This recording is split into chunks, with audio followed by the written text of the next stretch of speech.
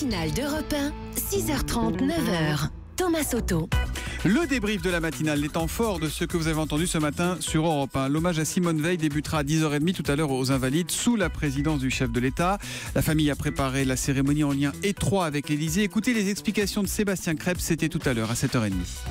La garde républicaine portera le cercueil jusque dans la cour des Invalides, alors que dans toute la France, les drapeaux tricolores seront parés d'un crêpe noir et la bannière européenne mise en berne. Le cercueil quittera les Invalides au son du chant des Marais, le chant des déportés, composé par des prisonniers allemands dans un camp de concentration.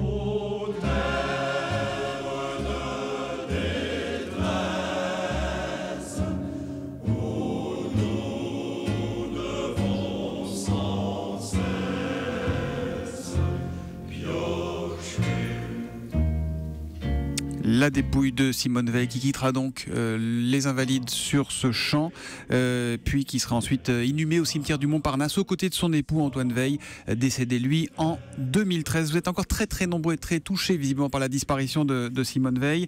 J'ai l'impression de perdre une amie chère, nous écrit Isabelle sur Facebook. Reposez en paix madame, écrit très simplement Nadine, là encore sur la page Facebook d'Europe 1.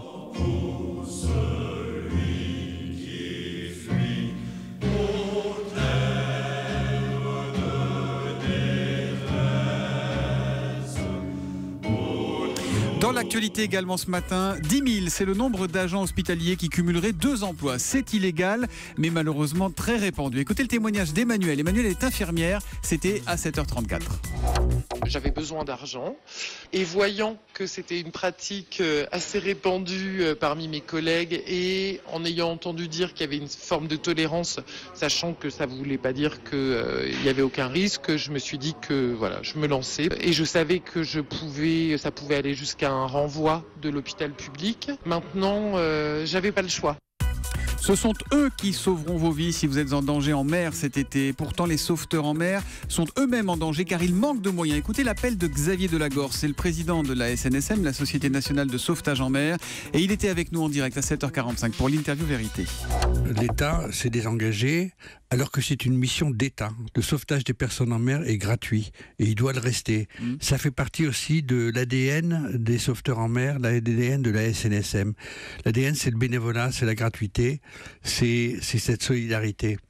Donc il faut garder notre âme, il ne faut pas perdre notre âme. Moi, ce que je demande aujourd'hui à l'État, c'est d'assumer sa responsabilité.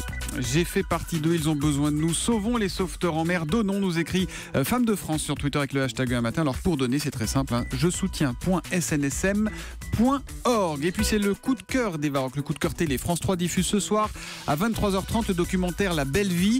C'est une immersion chez les ados avec des témoignages étonnants. Écoutez cet extrait diffusé dans le kiosque à 6h45. J'ai pas envie de grandir et de rester comme ça. Après, quand tu grandis, j'ai l'impression que t'as plus de mal à apprécier la vie. La Belle Vie, c'est ce soir à 23h30 sur France 3. La Belle Vie, c'est aussi ça, Julie, vous le savez bien. Oh, la belle vie, sans amour, sans soucis, sans problème.